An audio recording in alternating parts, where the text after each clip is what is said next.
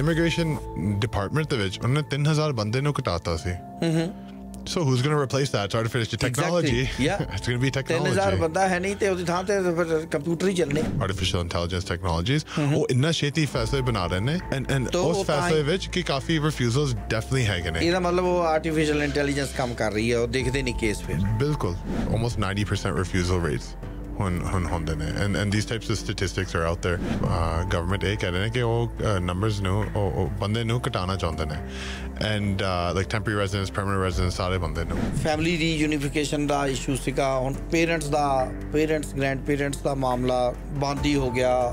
2020 ਤੋਂ ਬਾਅਦ ਤਾਂ ਚੱਕਿਆ ਹੀ ਨਹੀਂ ਇਹਨਾਂ ਨੇ ਕੋਈ ਨਵੀਂ ਫਾਈਲ ਲਈ ਨਹੀਂ ਕੋਈ ਆਸ ਕੋਈ ਹੋਪ ਕੋਈ ਰੇ ਆਫ ਹੋਪ ਤੇ ਹੁਣ ਜਿਹੜੇ ਵਿਜ਼ਟਰ ਵੀਜ਼ੇ ਆ ਉਹਦੇ ਵਾਸਤੇ ਇੰਟਰਵਿਊਆਂ ਹੋਣ ਲੱਗ ਪਈਆਂ ਜੋ ਅਲਬਰਟਾ PNP ਦੀ ਗੱਲ ਜੇ ਅਸੀਂ ਉੱਥੇ ਦੇਖਦੇ ਨੇ approximately 55,000 ਬੰਦੇ ਹੈਗੇ ਨੇ ਕਿਊ ਦੇ ਵਿੱਚ 55,000 ਵਾਹ ਤੇ ਸਟੂਡੈਂਟਸ ਵਾਸਤੇ ਕੋਈ ਸਾਈ ਆਫ ਰਿਲੀਫ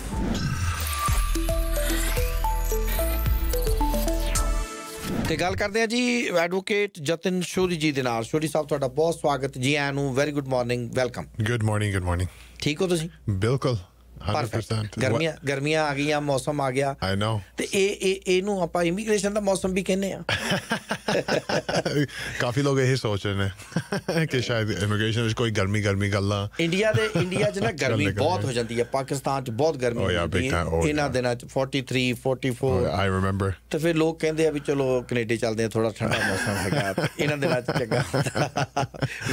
ਵਿਆਹ ਸ਼ਾਦੀਆਂ ਬਹੁਤ ਹੁੰਦੀਆਂ ਇਹਨਾਂ ਦਿਨਾਂ oh yeah big time ਸਾਡੇ ਤਰਫ ਵੀ ਇਹ ਵਿਆਹ ਵਾਲਾ ਗੱਲਾਂ ਹੁਣ ਕਾਫੀ ਸ਼ੁਰੂ ਹੋ ਰਹੇ ਨੇ it's going to be very busy summer I think that's great ਤੇ ਅੱਛਾ ਇਹ ਇੱਕ ਖਬਰ ਆ ਰਹੀ ਹੈ ਕਿ ਵੀਜ਼ੇ ਬਹੁਤ ਘੱਟ ਲੱਗ ਰਹੇ ਆ is it true you know it's interesting ਕਿਉਂਕਿ ਸੈਸ਼ਨ ਸ਼ੁਰੂ ਹੋਣ ਤੋਂ ਪਹਿਲੇ ਅਸੀਂ ਥੋੜਾ ਜਿਹਾ ਟ੍ਰੈਂਡਸ ਬਾਰੇ ਗੱਲ ਕਰ ਰਹੇ ਸੀ ਐਂਡ ਸਾਡੇ ਆਫਿਸ ਵਿੱਚ ਆਈ ਥਿੰਕ ਪੂਰੇ ਦੇਸ਼ ਵਿੱਚ ਜੋ ਇਮੀਗ੍ਰੇਸ਼ਨ ਵਕੀਲ ਹੈਗੇ ਨੇ ਉਹ ਸਾਰੇ ਇਹ ਦੇਖ ਰਹੇ ਕਿ ਰਿਫਿਊਜ਼ਲ ਰੇਟਸ ਹੁਣ ਕਾਫੀ I would say excessive ਹੋ ਰਹੇ ਨੇ and what I mean is ਕਿ usually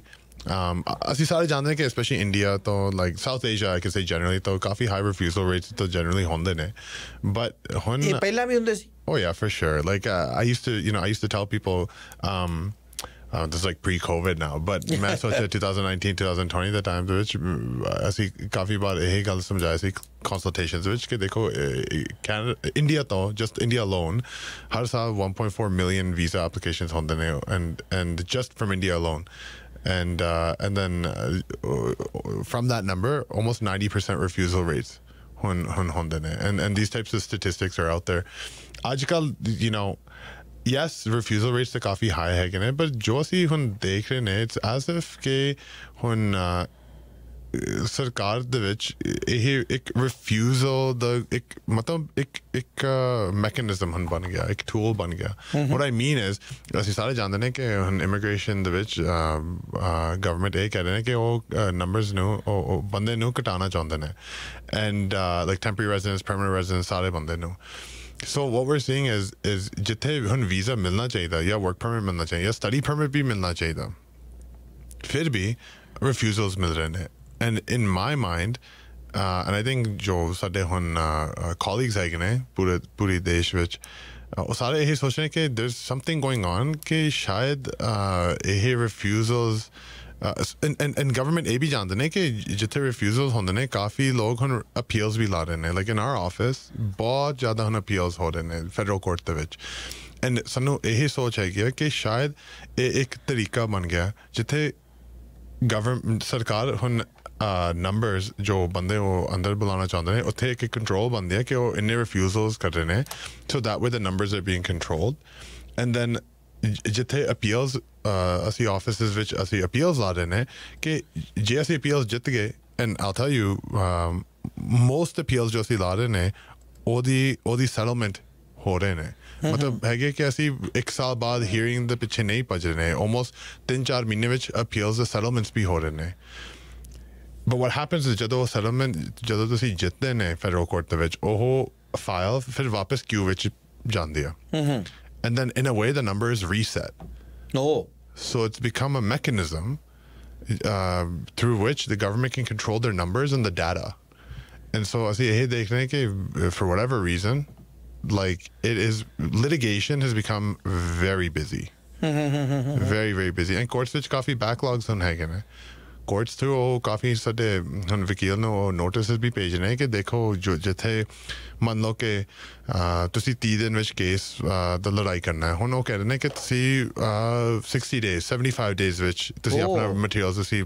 ਭੇਜ ਸਕਦੇ ਹੋ ਕਿਉਂਕਿ ਇੰਨੇ ਸਾਰੇ ਫਾਈਲਸ ਹੈਗੇ ਨੇ ਕੋਰਟਸ ਦੇ ਵਿੱਚ ਅਪੀਲਾਂ ਇੰਨੀਆਂ ਲੱਗ ਗਈਆਂ and most of them are immigration ਕਿਉਂਕਿ ਫੈਡਰਲ ਕੋਰਟ ਦੇ ਵਿੱਚ ਕਾਫੀ ਗੱਲਾਂ ਹੁੰਦੇ ਨੇ intellectual property issues, tax issues, like CRA issues, right? And then immigration issues, but most ਜੋ ਗੱਲਾਂ ਹੈਗੇ ਨੇ ਫੈਡਰਲ ਕੋਰਟ ਦੇ ਵਿੱਚ ਉਹ immigration ਦੇ ਮਾਮਲੇ ਹੈਗੇ ਨੇ ਤੇ ਇੱਕ ਜਿਹੜਾ ਚਨੂਕ ਸਿਸਟਮ ਇਹਨਾਂ ਨੇ ਇੰਟਰੋਡਿਊਸ ਕੀਤਾ ਸੀ ਵੀਜ਼ਾ ਦੇਣ ਵਾਲਾ ਜਿਹੜਾ ਬਾਹਰ ਐਮਬੈਸੀਆਂ 'ਚ ਲੱਗਿਆ ਜਾਂ ਹਾਈ ਕਮਿਸ਼ਨਰ 'ਚ ਲੱਗਿਆ ਉਹਦੀ ਵੀ ਪ੍ਰੋਬਲਮ ਅਜੇ ਵੀ ਹੈਗੀ ਹੈ ਕਿ ਖਤਮ ਹੋ ਗਿਆ I think it's going to continue to be a problem forever. Look, ਗੱਲ ਇਹ ਹੈਗੀ ਕਿ artificial intelligence it is now a common tool. ਇੱਦਾਂ ਨਹੀਂ ਕਿ ਅਸੀਂ ਹੁਣ ਗੱਲ ਕਰ ਰਹੇ ਕਿ artificial intelligence ਦੀ ਕੋਈ ਜ਼ਰੂਰਤ ਹੋਗਾ ਜਾਂ ਅਸੀਂ ਟੈਸਟ ਕਰ ਰਹੇ no, it's here to stay. And you know, next week when मैं Victoria जाना है क्योंकि I manage एक national conference on the immigration वकीला they and it's going to be in Victoria next week and उत्थे actually मेरा एक panel है artificial intelligence they okay so it's interesting although I'm moderating but mainly जो panelists है ने वो काफ़ी experts है ने and जो गल्ला हुन आज तक ਅਸੀਂ ਕੀਤਾ it's very clear क्योंकि immigration department ਦੇ ਵਿੱਚ ਉਹਨੇ 3000 ਬੰਦੇ ਨੂੰ ਘਟਾਤਾ ਸੀ So who's going to replace that? It's artificial technology. Exactly. Yeah. It's going to be technology. 3000 ਬੰਦਾ ਹੈ ਨਹੀਂ ਤੇ ਉਹਦੀ ਥਾਂ ਤੇ ਫਿਰ ਕੰਪਿਊਟਰ ਹੀ ਚੱਲਣੇ ਤੁਸੀਂ ਜੇ ਅੱਜ ਤੁਸੀਂ ਦੇਖ ਰਹੇ ਪਾਕਿਸਤਾਨ ਦਾ processing times for visa, right? ਮਤਲਬ last week ਮੈਂ ਦੇਖਿਆ ਸੀ I don't know if today is accurate but last week ਮੈਂ ਇਹ ਦੇਖਿਆ ਸੀ ਕਿ 15 ਦਿਨਾਂ ਵਿੱਚ ਫੈਸਲਾ ਮਿਲੂਗਾ ਤੁਹਾਨੂੰ Okay. A visitor visa ਦੀ ਹਾਂ What does that mean? To me, it means कि काफ़ी high refusal rates है कि जो भी technology पिछे फैसले बना रहे हैं artificial intelligence technologies वो इतना छेती फैसले बना रहे हैं and ਉਸ ਫੈਸਲੇ ਵਿੱਚ ਕਿ ਕਾਫੀ ਰਿਫਿਊਜ਼ਲਸ ਡੈਫੀਨਿਟਲੀ ਹੈਗੇ ਨੇ ਇਹਦਾ ਮਤਲਬ ਉਹ ਆਰਟੀਫੀਸ਼ੀਅਲ ਇੰਟੈਲੀਜੈਂਸ ਕੰਮ ਕਰ ਰਹੀ ਹੈ ਉਹ ਦੇਖਦੇ ਨਹੀਂ ਕੇਸ ਫਿਰ ਬਿਲਕੁਲ and ਗੱਲ ਇੱਦਾਂ ਬਣ ਗਿਆ ਕਿ ਮੈਂ ਨਹੀਂ ਕਹਿੰਦਾ ਕਿ ਹਰ ਕੇਸ ਦੇ ਵਿੱਚ ਕੋਈ ਆਫਿਸਰ ਲਾਈਕ ਐਕਚੁਅਲ ਪਰਸਨ ਨਹੀਂ ਹੈਗੇ ਨੇ ਬਟ ਕਾਫੀ ਡਿਸੀਜਨਸ ਵਿੱਚ ਡੈਫੀਨਿਟਲੀ ਉਹ ਆਰਟੀਫੀਸ਼ੀਅਲ ਇੰਟੈਲੀਜੈਂਸ ਯੂ نو ਉਹਨਾਂ ਦਾ ਇਨਵੋਲਵਮੈਂਟ ਹੁੰਦੀ ਆ and there are decisions just the lag rahe ke full final decision artificial intelligence through he miliyasi that's why ਸਾਡੇ office which like I'm not even joking har hafte da lag rahe ke assi 2-3 appeal la rahe ne and this has been the case since February ਤੇ ਜਿਹੜੀ ਇੱਕ family ਰੀਯੂਨੀਫਿਕੇਸ਼ਨ ਦਾ issue ਸੀਗਾ ਹੁਣ parents grand parents ਦਾ ਮਾਮਲਾ ਬੰਦ ਹੀ ਹੋ ਗਿਆ 2020 ਤੋਂ ਬਾਅਦ ਤਾਂ ਚੱਕਿਆ ਹੀ ਨਹੀਂ ਇਹਨਾਂ ਨੇ ਕੋਈ ਨਵੀਂ ਫਾਈਲ ਲਈ ਨਹੀਂ ਕੋਈ ਆਸ ਕੋਈ ਹੋਪ ਕੋਈ ray of hope I don't know look ਸਾਡੇ ਹੁਣ ਨਵਾਂ ਮਿਨਿਸਟਰ ਉਹਨਾਂ ਨੇ I guess ਅੱਜ ਹੀ ਕੰਮ officially ਸ਼ੁਰੂ ਕੀਤਾ right Minister Diab And ਅਸੀਂ ਦੇਖਾਂਗੇ ਕਿ ਉਹਨਾਂ ਦਾ ਹੁਣ ਮੇਨ ਪ੍ਰਾਇੋਰਟੀਜ਼ ਕੀ ਬਣਾਂਗੇ last week prime minister Carney ਨੇ ਇੱਕ ਨੋਟਿਸ ਆਪਣੇ ਮਿਨਿਸਟਰਸ ਨੂੰ ਭੇਜਿਆ ਸੀ ਐਂਡ ਬੇਸਿਕਲੀ ਇਟਸ ਅਫੀਸ਼ੀਅਲੀ ਕਿ ਅਸੀਂ ਹੁਣ ਨੈਕਸਟ ਮੇਬੀ 2-3 ਸਾਲ ਵਿੱਚ ਕੀ ਡਿਫਰੈਂਸਿਸ ਬਣਾਉਣਾ ਚਾਹੁੰਦੇ ਨੇ ਐਂਡ ਉਹਦੇ ਵਿੱਚ ਡੈਫੀਨਿਟਲੀ ਇਮੀਗ੍ਰੇਸ਼ਨ ਦਾ ਇੱਕ ਪੁਆਇੰਟ ਸੀ ਸੋ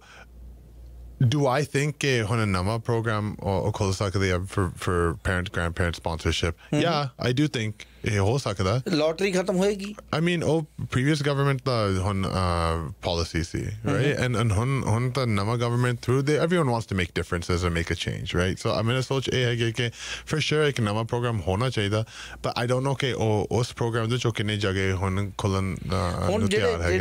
Jatin ji ਜਿਹੜੇ ਸਾਡੇ ਮਿਨਿਸਟਰ ਬਣਦੇ ਆ ਇਹ ਕੋਈ ਐਕਸਪਰਟ ਤਾਂ ਹੁੰਦੇ ਨਹੀਂ ਮੇਰੇ ਵਰਗਾ ਕੋਈ You hope they're experts. ਨਹੀਂ ਮਤਲਬ ਕੋਈ ਜਿੱਤ ਕੇ ਚਲਾ ਗਿਆ ਇਮੀਗ੍ਰੇਸ਼ਨ ਮਿਨਿਸਟਰ ਬਣ ਗਿਆ ਜਦੋਂ ਉਹ ਪਾਲਿਸੀਜ਼ ਬਣਾਉਂਦੇ ਆ ਤਾਂ ਫਿਰ ਉਹ ਜਿਹੜੇ ਇਮੀਗ੍ਰੇਸ਼ਨ ਦੇ ਜਿਹੜੇ ਮਾਹਿਰ ਜਿਹੜੇ ਲੋਕ ਹੈਗੇ ਆ ਵਕੀਲ ਆ ਤੁਸੀਂ ਹੈਗੇ ਆ ਸੋ ਇਹਨਾਂ ਦੀ ਕੋਈ ਕਮੇਟੀ ਹੁੰਦੀ ਹੈ ਜਿਹੜੀ ਇਹਨਾਂ ਨੂੰ ਗਾਈਡ ਕਰਦੀ ਆ ਐਡਵਾਈਜ਼ਰੀ ਕੋਈ ਕਮੇਟੀ ਜਾਂ ਕੋਈ ਕਿਸੇ ਤਰ੍ਹਾਂ ਦੀ ਕੋਈ ਗਾਈਡਲਾਈਨਸ ਮਿਲਦੀਆਂ ਇਹਨਾਂ ਨੂੰ Yeah, look, ਜੋ ਮੇਨ ਕੰਮ ਕਰਦੇ ਨੇ ਕੋਈ ਵੀ ਗਵਰਨਮੈਂਟ ਦੇ ਵਿੱਚ right it is the employees right the people on the ground bureaucracy bureaucracy. I mean, you know, jithe immigration minister hunde ne, for example, ode thalle ek deputy minister bhi hai ne, right? For example, in Canada, immigration da jo deputy minister hai ne, it's actually staff position, koi elected position nahi hai ne. So the hope is that even though the government changes, right, कि जो बंदे उस positions which है कि नहीं उन्होंने को काफ़ी experience, history, जो भी उन्होंने पिछले 5-6-7 साल ਵਿੱਚ ਦੇਖਿਆ, they have some experience and ਉਹਦੇ ਨਾਲ ਉਹ proper policies suggest ਕਰ ਸਕਦੇ ਨੇ. Eventually, the minister is a they do work. वो काम तो करते ने, इधर नहीं है कि वो बस सारा दिन कुछ like policies पढ़ते ने, that's it. They do have vision, they do have an idea, but I do agree कि ਜਦੋਂ ਵੀ ਤੁਸੀਂ ਕੋਈ ਵੀ ਪ੍ਰੋਫਾਈਲ ਕੰਪਲੀਟ ਕਰਨ ਨੂੰ ਸੋਚ ਰਹੇ ਨੇ ਕਿ okay, finance ministry ਜਾਂ immigration ਜਾਂ ਜੋ ਵੀ ਗੱਲ ਆ, you should have people with the relevant experience. And I know ਕਿ definitely obviously ਵਕੀਲ ਤਾਂ ਹੈਗੇ ਨੇ cabinet ਦੇ ਵਿੱਚ and ਜੋ MPs ਹੈਗੇ ਨੇ, ਕਾਫੀ ਬੰਦੇ ਵਕੀਲ ਹੈਗੇ ਨੇ. And it might make sense to start thinking, okay, who has the closest experience to immigration? And I think Minister Diab, one of the actually ek do cheezaਂ ਤਾਂ ਹੈਗੇ ਨੇ ਉਹਨਾਂ ਦੀ ਹਿਸਟਰੀ ਵਿੱਚ ਜਿੱਥੇ immigration ਦੇ ਨਾਲ ਕੋਈ ਉਹਨਾਂ ਨੇ ਕੰਮ ਕੀਤਾ. So we just have to wait and see, right? I'll also look at it this way ਕਿ ਪਿੱਛੇ ਜੋ maybe ਪੰਜ ਜਾਂ I'm trying to think back how many, 4 or 5 ਚਾਰ ਜਾਂ ਪੰਜ ਜੋ ministers ਹੈਗੇ ਸੀ ਉਹ ਸਾਰੇ ਆਦਮੀ ਹੈਗੇ ਸੀ, like ਬੰਦੇ ਹੈਗੇ ਸੀ, right? There was no women. And so now we have a woman minister to maybe change in perspective in terms of how to handle the portfolio. ਤੇ ਹੁਣ ਜਿਹੜੇ ਵਿਜ਼ਿਟਰ ਵੀਜ਼ੇ ਆ ਉਹਦੇ ਵਾਸਤੇ ਇੰਟਰਵਿਊਆਂ ਹੋਣ ਲੱਗ ਪਈਆਂ. ਮੈਂ ਇਹ ਪੜ੍ਹਿਆ ਸੀ for sure, but it's nothing new, right? ਇਹ ਹੁੰਦਾ ਕਿ ਜਦੋਂ ਵਿਜ਼ਿਟਰ ਵੀਜ਼ਾ ਐਪਲੀਕੇਸ਼ਨ ਲਾਉਂਦੇ ਕੋਈ ਵੀ ਐਪਲੀਕੇਸ਼ਨ ਦੇ ਵਿੱਚ ਇਮੀਗ੍ਰੇਸ਼ਨ ਇੰਟਰਵਿਊ ਦਾ ਪ੍ਰੋਸੈਸ ਸ਼ੁਰੂ ਕਰ ਸਕਦੇ ਨੇ. It's up to them at the end of the day, right? Okay. I think it's rare. I don't think ਕਿ ਉਹ ਇੰਨਾ resources ਪਾਵਾਂਗੇ for interviews at least, right? It doesn't make sense for visitor visas unless ਕਿ ਕੋਈ serious ਅਸੀਂ ਕਹਿੰਦੇ ਨੇ credibility, ਮਤਲਬ ਹੈਗੇ ਕਿ ਉਹਨਾਂ ਦਾ ਸ਼ੱਕ ਹੈਗੇ ਕਿ ਤੁਸੀਂ ਕੋਈ ਝੂਠ ਬੋਲ ਰਹੇ ਨੇ ਆਪਣੇ ਫਾਈਲ ਦੇ ਵਿੱਚ, and then maybe they want to interview. ਉਹ ਦੇਖਣਾ ਚਾਹੁੰਦੇ ਨੇ ਕਿ ਤੁਸੀਂ ਕਿਉਂ ਇੱਥੇ ਆਉਣਾ ਚਾਹੁੰਦੇ ਨੇ ਜਾਂ ਜੋ ਵੀ ਆ. and ਫਿਰ ਵੀ ਉਹ ਇੰਟਰਵਿਊ 에어ਪੋਰਟ ਦੇ ਵਿੱਚ ਵੀ ਹੋ ਸਕਦਾ ਜੀ. ਮੇਨਲੀ ਇੱਥੇ ਹੀ ਇੰਟਰਵਿਊ ਹੁੰਦੇ ਆ ਜਦੋਂ ਕੋਈ ਵਿਜ਼ਿਟਰ ਵੀਜ਼ਾ ਦੇ ਨਾਲ ਕੈਨੇਡਾ ਅੰਦਰ ਆ ਰਹੇ ਨੇ. then ਉਹ ਕਸਟਮਸ, ਰਾਈਟ, ਬਾਰਡਰ ਕ੍ਰਾਸਿੰਗ ਦੇ ਵਿੱਚ ਜਿੱਥੇ 에어ਪੋਰਟ ਦੇ ਵਿੱਚ ਹੁੰਦੇ ਆ, ਯੂਜੂਲੀ ਉੱਥੇ ਹੀ ਇਹ ਇੰਟਰਵਿਊ ਹੁੰਦੇ ਆ. ਯੂਜੂਲੀ CBS ਜੇ ਉਹਨਾਂ ਨੂੰ ਕੋਈ ਸ਼ੱਕ ਹੈਗੇ ਕਿ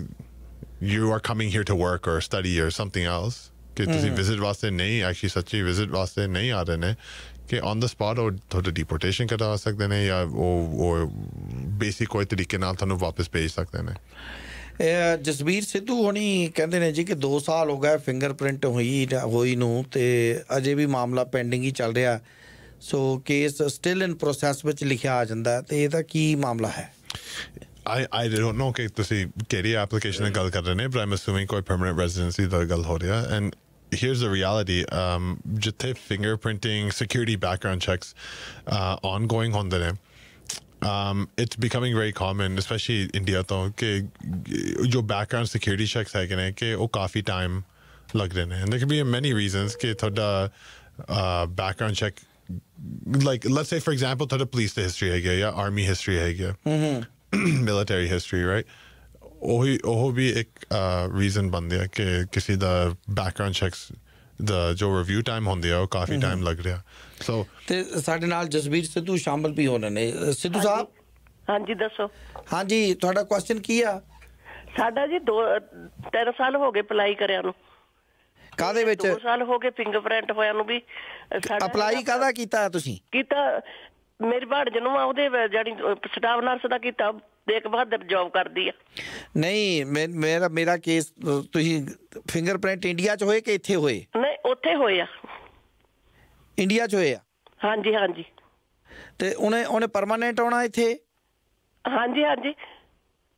ਸਟਾਫ ਨਰਸ ਦਾ ਕੋਰਸ ਕੀਤਾ ਹੋਇਆ ਤੇ ਸਾਡੇ ਨੈਣੀ ਤੇ ਅਪਲਾਈ ਕੀਤਾ ਹੋਇਆ ਸਾਡਾ. ਠੀਕ ਹੈ ਜੀ, ਮੈਂ ਹੁਣੇ ਪੁੱਛ ਕੇ ਦੱਸਦਾ, ਤੁਸੀਂ ਸੁਣਦੇ ਰਹਿਣਾ ਜੀ. ਨਹੀਂ ਦੱਸ ਦਿਓ. ਹਾਂਜੀ ਜੀ. Yeah, so Jaspreet ji, thank you for the question. I guess जो मैं ਹੁਣ explain कर रहे ਸੀ कि ਇਹ ਬਹੁਤ ਹੁਣ regular ਗੱਲ ਬਣ ਰਿਹਾ ਕਿ ਜਿੱਥੇ fingerprinting, background checks ਉਹ ਕਰਦੇ security checks ਉਹ security clearance checks ਜੋ ਹੁੰਦੇ ਆ normally ਕੀ ਹੁੰਦਾ ਕਿ ਜੋ Canadian government ਹੈਗੇ ਨੇ ਜਦੋਂ ਵੀ ਕੋਈ PR ਵਾਸਤੇ for example ਆਪਣੇ police clearances, fingerprinting ਸਾਰਾ ਕੁਝ immigration ਕੋਲ ਭੇਜਦੇ ਨੇ then immigration ਜੋ local immigration ਹੈਗੇ let's say India ਵਿੱਚ ਉਹਨਾਂ ਦਾ ਕੋਲ actually ਇੱਕ ਦੂਜੀ like company ਹੈਗੇ ਨੇ ਜੋ ਉਹ documents ਨੂੰ review ਕਰਦੇ ਨੇ authenticate ਕਰਦੇ ਨੇ basically ਫਿਰ ਆਪਣੇ ਆਪ local institutions ਦੇ ਨਾਲ ਜੋ ਹੁੰਦੇ ਨੇ ਉਹ confirm ਕਰਦੇ ਨੇ ਕਿ ਜੋ ਵੀ ਇਹ police clearance ਵਿੱਚ ਜੋ ਵੀ fingerprinting ਹੋਇਆ ਸੀ ਉਹ ਸਾਰਾ ਕੁਝ ਸਹੀ ਆ and ਕੋਈ ਹੋਰ ਦੂਜਾ issue ਨਹੀਂ ਬਣ ਸਕਦਾ So it's normal कि security clearance जो समा है गया वो 1-2 साल का time लग रहा. Now I'm not saying कि ठीक है ये गल, but generally speaking ये normal है. And जब the way I look at it is this क्योंकि तुसी कोई भी federal court through मतलब वो लड़ाई कर सकते हैं court ਦੇ ਵਿੱਚ कह सकते हैं कि देखो सरकार ਦਾ जो भी इन्ना time वो लगा रहे हैं फाल ਦੇ ਵਿੱਚ ਉਹ ਹੁਣ काफी time हो गया कि ये बहुत औखा गल ਹੁਣ बन गया. And normally ਅਸੀਂ ਉਸ ਸੋਲੂਸ਼ਨ ਬਾਰੇ ਉਸ ਟਾਈਮ ਸੋਚਦੇ ਨੇ ਜਦੋਂ ਕੰਮ ਜ਼ਿਆਦਾ ਖਰਾਬ ਹੋ ਜਾਂਦਾ not even ਕੰਮ ਜ਼ਿਆਦਾ ਖਰਾਬ ਹੋ ਜਾਂਦਾ ਕਿ ਜਦੋਂ ਕਿਸੇ ਦਾ ਫਾਈਲ ਹੁਣ 2-3 ਸਾਲ ਜੋ original processing time ਸੀ ਉਸ ਤੋਂ ਅੱਗੇ 2-3 ਸਾਲ ਹੁਣ ਲੱਗ ਰਹੇ ਨੇ then ਅਸੀਂ ਸੋਚਦੇ ਨੇ ਕਿ okay sure maybe ਅਸੀਂ ਹੁਣ federal court ਦੇ ਵਿੱਚ ਇੱਕ application ਲਾਣਾ ਚਾਹੀਦਾ but otherwise it's just the reality ਤੇ ਜਿਹੜੇ ਇੱਕ ਸੀਗਾ ਕਿ ਸਪਾਊਜ਼ਲ PR ਦੀ ਪ੍ਰੋਸੈਸਿੰਗ ਪੀਰੀਅਡ ਕੀ ਹੈ ਅਰਸ਼ ਉਹਨਾਂ ਦਾ ਸਵਾਲ ਹੈ ਜੇ ਸਪਾਊਜ਼ ਇਜ਼ ਆਲਰੇਡੀ ਇਨ ਕੈਨੇਡਾ ਔਰ on work permit generally speaking online जो processing times है तुसी online अपने आप भी देख सकते हैं just Google processing times IRCC but online last time जो तो मैं देखे थे which was like last week about 1 year okay ने कि एक साल विच in Canada जो spousal sponsorship applications है वो एक साल विच खत्म होना चाहिए so as long as I mean and to be honest तुसी अपने आप जानते हैं कि जे कोई complications हो सकते हैं तो file विच या नहीं but as long as a simple straightforward file है then I would say एक साल विच तुसी expect कर सकते हैं कि ਤੁਹਾਡੇ file खत्म होना चाहिए. Oh sorry, I just realized I'm talking about overseas. In Canada, sorry, in Canada 2 ਸਾਲ ਦਾ time ਉਹ ਲਗਾ ਰਹੇ ਨੇ. In Canada ਚ 2 ਸਾਲ. Yeah, sorry, I got confused. ਤੇ ਬਾਹਰ 1 ਸਾਲ? ਬਾਹਰ okay ਨੇ 1 ਸਾਲ. And I'll explain कि मेरा सोच ये है कि and I'm just guessing on हजे कोई policy announcement तो नहीं होया सी but जो in Canada है कि नहीं वो सोचते हैं कि देखो तुसी अपने husband wife नाल तुसी बैठे ने थे कोई family separation का issue है नहीं right तुसी आराम नाल थे अपना जिंदगी तुसी जी सकते हैं बना सकते हैं कोई issue नहीं होना चाहिए जो बाहर हुन बैठे ने obviously family separation दी गल तां हैगी है and बहुत औखा गल बनदी है जिथे परिवार like let's say एक नवा शादी होने तो बाद तुसी पहला साल अलग रहना होगा so I think कि family reunification एक गल है ये policy decision ਦੇ ਪਿੱਛੇ okay ਕਿ ਜੋ ਬਾਹਰ ਬੈਠੇ ਨੇ ਉਹਨਾਂ ਨੂੰ ਪਹਿਲਾਂ ਲੈ ਆਈਏ yes and ਜੋ ਇੱਥੇ ਬੈਠੇ ਨੇ at least ਆਰਾਮ ਨਾਲ ਤਾਂ I understand PR ਤਾਂ ਨਹੀਂ ਹੈਗੇ ਉਹਨਾਂ ਦੇ ਕੋਲ but work permit ਉਹ application ਬਣਾ ਸਕਦੇ ਨੇ work permit ਨਾਲ Alberta healthcare services ਜੋ ਵੀ ਸਾਰਾ ਕੁਝ ਮਿਲ ਜਾਂਦਾ ਉਹ ਸਾਰਾ ਕੁਝ ਮਿਲ ਜਾਂਦਾ so you just are waiting at this point right so ਜੇ in Canada ਹੈ ਤਾਂ 2 ਸਾਲ ਬਾਹਰ 1 ਸਾਲ ਦੀ ਹੈ ਪੀਰੀਅਡ ਜੀ ਤੇ ਸਟੂਡੈਂਟਸ ਵਾਸਤੇ ਕੋਈ sigh of relief you know it's interesting क्योंकि एक national post ਵਿੱਚ ਇੱਕ ਉਹਨਾਂ ਨੇ ਖਬਰ ਲਿਖਿਆ ਸੀ ਕਿ as everyone knows ਕਿ immigration monthly ਦੇ ਵਿੱਚ ਉਹ ਕਹਿੰਦੇ ਕਿ ਅਸੀਂ immigration ਅਮਲ ਘਟਾਉਣਾ ਚਾਹੁੰਦੇ ਨੇ but at the same time national post ਵਿੱਚ ਉਹਨੇ analysis ਕੀਤਾ ਸੀ ਕਿ ਇੱਕ ਪਾਸੇ definitely permanent residency numbers ਉਹ ਘਟ ਰਹੇ ਨੇ right almost 15%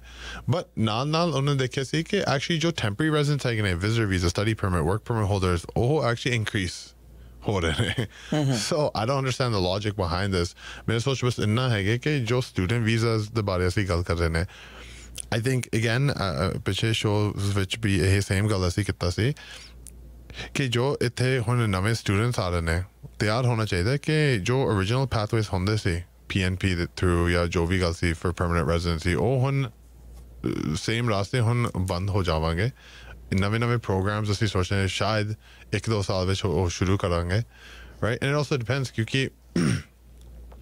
as of like maybe 2 weeks ago ਜੋ Alberta PNP ਦੀ ਗੱਲ ਜੇ ਅਸੀਂ ਉੱਥੇ ਦੇਖਦੇ ਨੇ approximately 55,000 ਬੰਦੇ ਹੈਗੇ ਨੇ queue ਦੇ ਵਿੱਚ 55,000 wow and ਪੂਰਾ like program ਦੇ ਵਿੱਚ ਬਸ 5,000 ਜਗ੍ਹਾ ਹੈਗੇ ਨੇ and ਉਸ ਤੋਂ ਵੀ like about 3,000 Alberta Opportunity Street ਜੋ ਸਭ ਤੋਂ popular program ਹੁੰਦੇ ਆ right ਜੀ and so it's a new reality ਕਾਫੀ ਹੁਣ ਸਟੂਡੈਂਟਸ ਇੱਥੇ ਆ ਰਹੇ ਨੇ ਉਹ ਉਹਨਾਂ ਦਾ ਜੋ ਰਾਸਤੇ ਹੁੰਦੇ ਸੀ ਉਹ ਤਾਂ definitely ਬੰਦ ਹੋ ਗਏ and you need to be more strategic ਤੁਸੀਂ ਕਿਹੜੀ ਪ੍ਰੋਗਰਾਮ ਥਰੂ ਆਪਣਾ ਐਜੂਕੇਸ਼ਨ ਬਣਾ ਰਹੇ ਨੇ and ultimately ਜੇ ਤੁਸੀਂ ਉਸ ਪ੍ਰੋਗਰਾਮ ਥਰੂ ਐਜੂਕੇਸ਼ਨ ਬਣਾ ਰਹੇ ਨੇ you need to be strategic and understanding ਕਿ ਉਹ ਅੱਜ ਦਾ ਜੋ ਗਵਰਨਮੈਂਟ ਹੈਗੇ ਨੇ ਉਹ ਮੰਨਦੇ ਨੇ ਕਿ ਇਹ in demand occupation ਹੋ ਸਕਦਾ that way you can ਤੇ ਇੱਕ ਕੁਐਸਚਨ ਆਇਆ ਸਾਡੇ ਕੋਲ ਆਪਾਂ ਸੁਣਦੇ ਆ ਜੀ ਕੀ ਕਹਿੰਦੇ ਨੇ ਹਰਦੀਪ ਸਿੱਧੂ ਜੀ ਹਾਂਜੀ ਸਤਿ ਸ਼੍ਰੀ ਅਕਾਲ ਜੀ ਸਤਿ ਸ਼੍ਰੀ ਅਕਾਲ ਜੀ ਹਾਂਜੀ ਮੇਰਾ ਪੇਰੈਂਟਸ ਆ ਸੀਗਾ ਕੁਐਸਚਨ ਜਿੱਦਾਂ ਮੈਂ 2015 ਤੋਂ ਇਨਕਮ ਬਣਾ ਰਿਹਾ ਲਾ ਰਿਹਾ ਉਹਦੀ ਫਾਈਲ 2020 ਚ ਵੀ ਲਾਟਰੀ ਸਿਸਟਮ 'ਚ ਨੰਬਰ ਪਾਇਆ ਤਾਂ ਆਇਆ ਨਹੀਂ ਉਸ ਤੋਂ ਬਾਅਦ 21 ਚ ਦਸੰਬਰ ਚ HNC ਦੀ ਐਪਲੀਕੇਸ਼ਨ ਮੈਂ ਅਪਲਾਈ ਕੀਤੀ ਸੀਗੀ ਤਾਂ ਉਸ ਟਾਈਮ ਪ੍ਰੋਸੀਜਰ ਉਹਦਾ 12 ਤੋਂ 15 ਮਹੀਨੇ ਸੀਗਾ ਤਾਂ ਲਾਸਟ ਈਅਰ 24 ਚ ਅਕਤੂਬਰ ਚ ਉਹਨਾਂ ਨੇ ਰਿਫਿਊਜ਼ ਕਰਤਾ ਕੇਸ ਵੀ ਤੁਹਾਡੇ ਪੇਰੈਂਟਸ ਇੰਡੀਆ ਰਹਿ ਸਕਦੇ ਆ ਵੀ ਇੱਥੇ ਅਸੀਂ ਦੋਨੇ ਬ੍ਰਦਰ ਇੱਥੇ ਸੀਗੇ ਤੇ ਵੀ ਇੱਥੇ ਉਹਨਾਂ ਨੂੰ ਰਹਿਣ ਦੀ ਲੋੜ ਨਹੀਂ ਤਾਂ ਉਹ ਦੁਬਾਰਾ ਫਿਰ ਉਹਨੂੰ ਫੈਡਰਲ ਕੋਰਟ ਚ ਲੈ ਕੇ ਕੇਸ ਅਸੀਂ ਚਲੋ ਲੱਗਿਆ ਹੈ ਅਕਤੂਬਰ ਨਵੰਬਰ ਦਾ ਪਰ ਫਾਦਰ ਸਾਹਿਬ ਦੀ ਦਸੰਬਰ ਚ ਡੈਥ ਹੋ ਗਈ ਇੱਥੇ ਕੈਲਗਰੀ ਚ ਹੁਣ ਕੁਐਸਚਨ ਇਹ ਸੀਗਾ ਵੀ ਉਹੀ ਐਪਲੀਕੇਸ਼ਨ ਸੇਮ ਨਾ ਮੰਮੀ ਦਾ ਕੇਸ ਕਲੀਅਰ ਹੋ ਜਾਊਗਾ ਵੀ ਬਣ ਜੂ PR ਦਾ ਤੇ ਜੇ ਬਣੂਗਾ ਤਾਂ ਕਿੰਨਾ ਟਾਈਮ ਕਿਉਂਕਿ ਫੈਡਰਲ ਕੋਰਟ ਦਾ ਤਾਂ 90 ਦਿਨ ਦਾ ਪ੍ਰੋਸੈਸ ਵੀ ਹੁਣ ਤਾਂ ਆਲਮੋਸਟ 7-8 ਮਹੀਨੇ ਹੋ ਗਏ ਇਹ ਦੋਨੇ ਕੁਐਸਚਨ ਸੀਗੇ ਵੀ ਬਣ ਜੂ ਹੀ ਐਪਲੀਕੇਸ਼ਨ ਮੰਮੀ ਦਾ ਤੇ ਕਿੰਨਾ ਟਾਈਮ ਲੱਗ ਸਕਦਾ ਕੋਈ ਆਈਡੀਆ ਹੈਗਾ ਥੈਂਕ ਯੂ ਜੀ I sorry ਕਿਉਂਕਿ ਆਵਾਜ਼ ਕਾਫੀ ਘੱਟ ਸੀ but I think ਜੋ ਮੈਨੂੰ ਸਮਝ ਆ ਗਿਆ basically ਇੱਕ at some point humanitarian filing ਨੇ ਲਾਇਆ ਸੀ ਉਹ refusal ਹੋਇਆ ਸੀ then eventually federal court ਹੋ ਗਏ ਸੀ ਉਹ ਜਿੱਤ ਗਏ ਨਹੀਂ ਜਿੱਤ ਨਹੀਂ ਗਏ ਫੈਡਰਲ ਕੋਰਟ ਜਿੱਤ ਨਹੀਂ ਗਏ okay ਹਾਂ ਜਿੱਤੇ ਨਹੀਂ ਫੈਡਰਲ ਕੋਰਟ ਨੇ ਅਜੇ ਫੈਸਲਾ ਨਹੀਂ ਦਿੱਤਾ I understand ਪਰ ਫਾਦਰ ਦੀ ਡੈਥ ਹੋ ਗਈ in the meantime so ਉਹ ਆਪਣੇ ਮਦਰ ਵਾਸਤੇ ਉਹੀ ਐਪਲੀਕੇਸ਼ਨ ਕੰਟੀਨਿਊ ਕਰਨਗੇ ਕਿ ਨਵਾਂ ਸ਼ੁਰੂ ਹੋਏਗਾ so I'll just say one thing ਜਿੱਥੇ ਕੋਈ ਫੈਡਰਲ ਕੋਰਟ ਥਰੂ ਜਾ ਰਹੇ ਨੇ I'm guessing ਕਿ ਤੁਹਾਡੇ ਕੋਲ ਵਕੀਲ ਹੈਗੇ ਨੇ and this is definitely a question ਕਿ ਤੁਹਾਡੇ ਵਕੀਲ ਤੁਹਾਨੂੰ ਸਮਝਾਉਣਾ ਚਾਹੀਦਾ right ਕਿ next options ਕੀ ਹੈਗੇ ਨੇ I can just say now obviously I don't know ਕਿ ਕੇਸ ਵਿੱਚ ਕੀ ਗੱਲਾਂ ਹੈਗੇ ਨੇ but at a high level what I do know is ਜਿੱਥੇ ਇੱਕ humanitarian file ਦੇ ਵਿੱਚ ਇੱਕ ਬਹੁਤ ਵੱਡੀ change ਹੁੰਦੀ ਹੈ ਜਿੱਦਾਂ ਤੁਹਾਡੇ file ਵਿੱਚ ਹੋਇਆ ਜਾਂ ਤੁਹਾਡੇ ਮੰਮੀ ਡੈਡੀ ਦਾ file ਵਿੱਚ ਹੋਇਆ ਸੀ there's definite ਕਿਉਂਕਿ I'm guessing mummy dependency file ਵਿੱਚ but it is very like possible ਕਿ ਤੁਸੀਂ file ਨੂੰ let's just say ਤੁਸੀਂ ਉਹਨੂੰ convert ਕਰ ਸਕਦੇ ਨੇ ਕਿ ਤੁਸੀਂ ਹੁਣ ਮੰਮੀ ਨੂੰ primary applicant ਬਣਾਉਣਾ ਚਾਹੁੰਦੇ ਨੇ ਜਾਂ ਇੱਕ ਗੱਲ ਬਣ ਗਈ and even then file processing ਵਿੱਚ ਉਹ ਮੰਮੀ ਨੂੰ ਫਿਰ ਵੀ PR ਦੇ ਸਕਦੇ ਨੇ as long as they approve of everything else right but I am just guessing ਕਿ ਜੇ ਤੁਸੀਂ federal court ਦੇ ਵਿੱਚ ਹੈਗੇ ਨੇ your lawyer should be explaining this to you they should know this and ਇਹ ਗੱਲ ਨਹੀਂ ਜਾਣਦੇ ਨੇ ਜਿਹਨਾਂ ਲਾਇਰ ਰਾਹੀਂ ਤੁਸੀਂ ਅਪਲਾਈ ਕੀਤਾ ਹੈ ਤੁਸੀਂ ਉਹਨਾਂ ਨਾਲ ਸੰਪਰਕ ਕਰੋ ਉਹ ਤੁਹਾਨੂੰ ਗਾਈਡ ਕਰਨਗੇ ਜੀ ਬੜੀ ਮਿਹਰਬਾਨੀ ਤੇ ਤੁਹਾਡਾ ਬਹੁਤ ਧੰਨਵਾਦ ਬਹੁਤ ਸ਼ੁਕਰੀਆ ਜਤਨ ਸ਼ੋਰੀ ਸਾਹਿਬ ਤੁਸੀਂ ਆਏ ਸਾਡੇ ਸੁਣਨ ਵਾਲਿਆਂ ਨੂੰ ਜਾਣਕਾਰੀ ਦਿੱਤੀ thank you very much for joining us always a pleasure thank you thank you